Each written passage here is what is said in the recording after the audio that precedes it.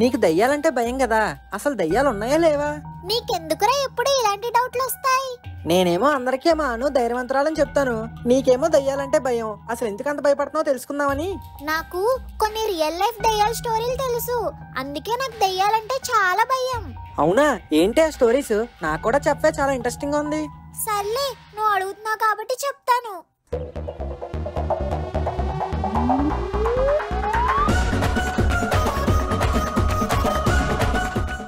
ఇవన్నీ real life లో జరిగి న్యూస్ లోకి వచ్చిన స్టోరీస్. ఒక్కొక్కటి సినిమా స్టోరీ రేంజ్ లో ఉంటుంది. Story number 1. విక్కీ, జాన్ అనే ఇద్దరు ఫ్రెండ్స్ ఉండేవాళ్ళు.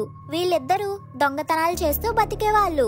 ఒకసారి వీరిద్దరూ ఒక బ్రిడ్జ్ మీద కూర్చొని వాళ్ళు నెక్స్ట్ చేయబోయే దొంగతనం గురించి డిస్కస్ చేస్తూ ఉంటారు. ఈసారి మనం చేయబోయే దొంగతనం చాలా పెద్దదిగా ఉండాలని, లైఫ్ సెటిల్ అయిపోవాలని జాన్ అంటాడు. విక్కీ కూడా దానికి ఓకే అంటాడు. విక్కీ, జాన్ దొంగతనం చేయడానికి ప్లాన్ వేస్తారు. అదేంటంటే ఊరి చివర్లో ఎవరూ లేని ఇల్లును సెలెక్ట్ చేసుకొని అందులోని డబ్బునంతా దాచుకుని సెటిల్ అయిపోవాలని, దానికోసమని ఒక ఇల్లును కూడా సెలెక్ట్ చేసుకుంటారు. తర్వాత రోజు రాత్రి అర్ధరాత్రి సమయంలో టార్గెట్ చేసిన ఇంటికి వెళ్తారు. తాళం వేసి ఉన్న తలుపును పగలగొట్టి లోపలికి వెళ్ళడానికి ట్రై చేస్తుంటే పెద్ద పెద్ద ఉరుములు, మెరుపులు, పెద్ద గాలి వస్తుంది. ఇదంతా చూసిన విక్కీ సడన్ గా ఏంటి గాలి, ఇప్పటి వరకు బాగానే ఉందిగా, మనం తొందరగా పని ముగించేసుకుని వెళ్ళిపోవాలి, అసలుకే వర్షం పెద్దదయ్యేలా ఉంది అని అంటాడు. వాళ్ళ ఇద్దరూ ఇంటి లోపలికి అడుగు పెడతారు. వాళ్ళు లోపలికి అడుగు పెట్టగానే డోర్ క్లోజ్ అయిపోతుంది. డోర్ క్లోజ్ అవ్వడం చూసి జాన్ భయపడతాడు. బయట గాలికి డోర్ క్లోజ్ అయి ఉంటుందని, ఎందుకంత భయపడ్డం, వచ్చిన పని చూసుకుందామని విక్కీ అంటాడు. ఇంతలో జాన్ కి ఒక వింత ఆకారం కనిపించి గట్టిగా అరుస్తాడు. వెంటనే విక్కీ జాన్ నోరుని గట్టిగా మూసి, అరవకురా, ఎవరైనా వచ్చేస్తారని అంటాడు. లేదురా, ఇక్కడ ఎవరో ఉన్నారు, మనం ఉండడం అంత మంచిది కాదు, వెళ్ళిపోదాం పదా అని అంటాడు జాన్. మనం తప్ప ఇక్కడ ఎవరు లేరు, నువ్వు భయపడి నన్ను భయపెట్టకు, ముందు బెడ్రూమ్ ఎక్కడ ఉందో చూడు, అక్కడే మనకు కావలసిన వస్తువులు, డబ్బులు ఉంటాయని అంటాడు. మెల్లగా భయపడుతూ బెడ్రూమ్ డోర్ ని తీసి లోపలికి వెళ్తారు. వారు లోపలికి వెళ్ళగానే డోర్ లాక్ అయిపోతుంది. ఏంటి, డోర్ లాక్ అయిపోయిందని జాన్ ఆ డోర్ ని తీయడానికి ప్రయత్నిస్తాడు, కానీ ఆ డోర్ ఓపెన్ అవ్వదు. ఇంతలో విక్కీ ఆ డోర్ సంగతి తర్వాత చూద్దాం, ముందు ఆ బీరువా తాళం ఓపెన్ చేద్దాం రా అని అంటాడు.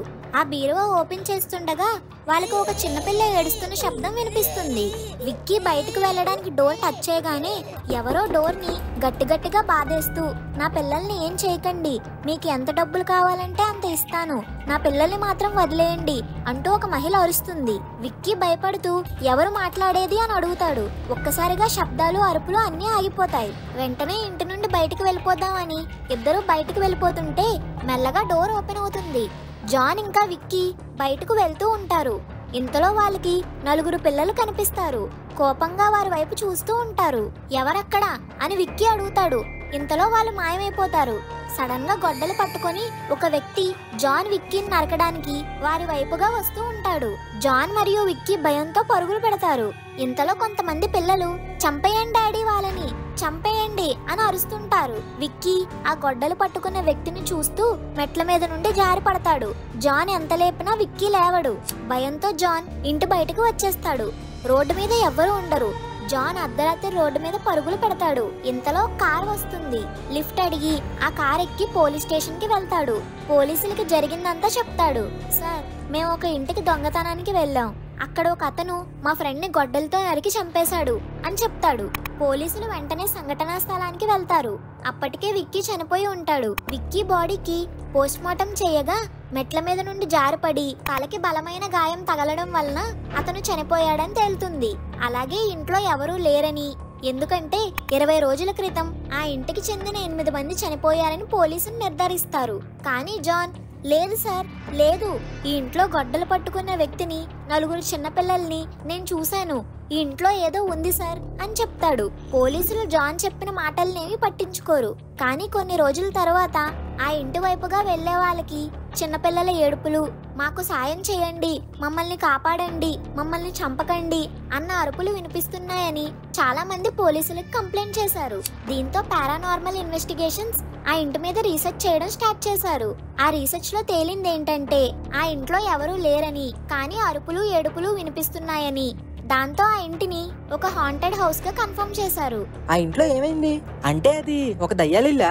అసలు ఆ దయ్యాలిల్లుగా ఎలా మారింది? అమెరికాలోని విలిస్కా సిటీలో ఈ ఇల్లు ఉంది.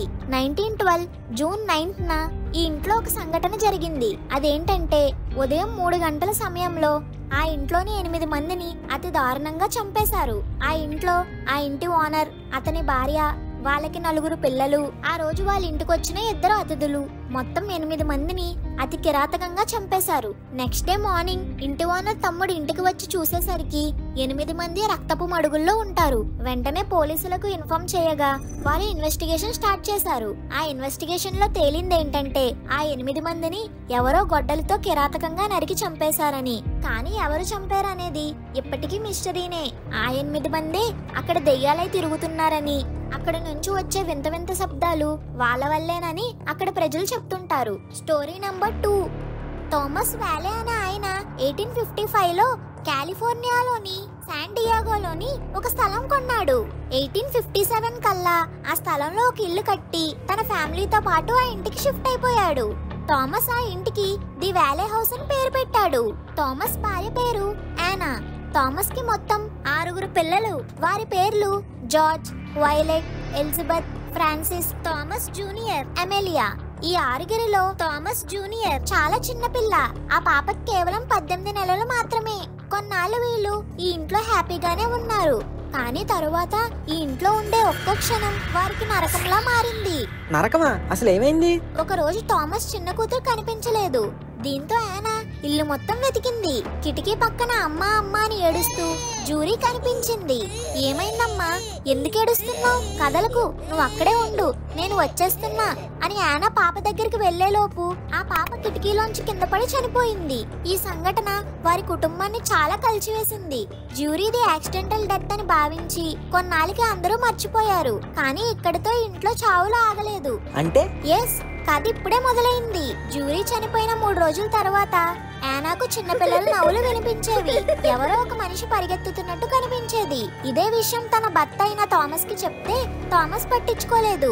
తన పెద్ద కూతురైన వైలెట్ కు కూడా ఇలాగే కనిపించేవి. కొద్ది రోజుల తర్వాత థామస్ కూడా కనిపించడం స్టార్ట్ అయ్యింది. కానీ థామస్ ఈ విషయాన్ని ఎవరికి చెప్పలేదు. ఎందుకంటే చెప్తే వాళ్ళు కూడా ఇంకా భయపడతారని. ఒక రోజు పెద్ద కూతురైన వైలెట్ ఎమిలియా జార్జ్ ని కుర్చీకి కట్టేసి వాళ్ళ మీద కిరోసిన్ పోసేసింది. దాంతో ఎమిలియా జార్జ్, ఎందుకక్క ఇలా చేస్తున్నావు, నీకేమైందని అడిగారు. వైలెట్ వారి మాటల్ని పట్టించుకోలేదు. దీంతో ఎమిలియా జార్జ్ కి భయం వేసి కాపాడండి కాపాడండి అంటూ గట్టిగా అరిశారు. దీంతో యానా, థామస్ ఒక్కసారిగా నిద్రలోంచి లేచి వైలెట్ రూమ్ లోకి వచ్చారు. యానా వైలెట్ ని, నువ్వేం చేస్తున్నావు, చెల్లెల్ని ఎందుకు కట్టేశావు అని అడుగుతుంది. దగ్గరకు రాకండి, మీరు దగ్గరకు వస్తే చెల్లెళ్ళకి నిప్పంటిచ్చేస్తానని వైలెట్ అంటుంది. అలా చెయ్యొద్దు, మేము దగ్గరికి రాము అని యానా అంటుంది. వైలెట్ ఒక్కసారిగా గట్టిగా నవ్వుతూ వాళ్ళ చెల్లెలకు నిప్పంటించేస్తుంది. తన మీద కూడా కిరోసిన్ పోసుకొని నిప్పంటించేసుకొని నన్ను కాపాడమ్మా అని గట్టిగా అరుస్తుంది.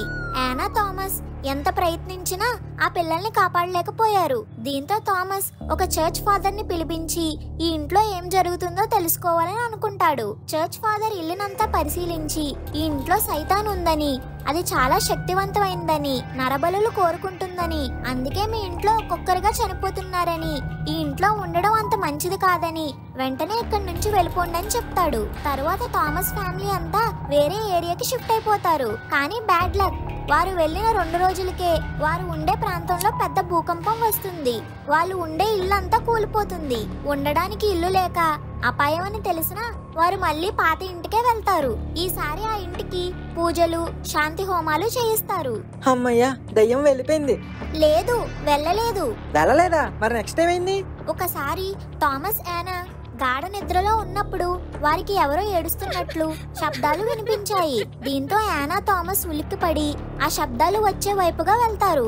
ఒక చెట్టు కింద కూర్చొని మిగిలిన 2 కూతుర్లు ఏడుస్తూ కనిపిస్తారు. థామస్, ఎందుకమ్మా ఏడుస్తున్నారు, ఏమైంది అని అడుగుతాడు. మమ్మల్ని ఎవరో చనిపోమంటున్నారు డాడీ, మమ్మల్ని కాపాడండి డాడీ అంటూ ఏడుస్తారు. మీరేం భయపడద్దు, మిమ్మల్ని నేను కాపాడుతాను, అర్జెంట్ గా ఇక్కడి నుంచి వెళ్ళిపోదాం, నాతో పాటు వచ్చేయండి అని థామస్ అంటాడు. థామస్ ఆ ఇంటి నుంచి నుంచి తన పిల్లల్ని బయటికి తీసుకెళ్ళడానికి ఎంత ప్రయత్నించినా వారు రారు. మేము రాము అంటూ అక్కడున్న చెట్టుకు గుద్దుకొని పిల్లలు చనిపోతారు. వరుసగా కూతుర్లు చనిపోవడంతో థామస్ డిప్రెషన్ లోకి వెళ్లి మంచాన పడ్డాడు. కొన్నాళ్ళకి థామస్ కూడా చనిపోయాడు. తరువాత యానా కూడా చనిపోయింది.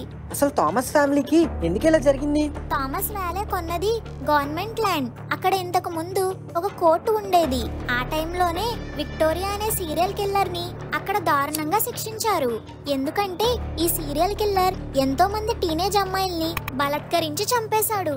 అతన్ని అక్కడే శిక్షించి చంపేశారు. ఈ దానే విక్టోరియానే దెయ్యంగా మారి థామస్ ఫ్యామిలీని అంతా చంపేశాడని అందరూ అంటుంటారు.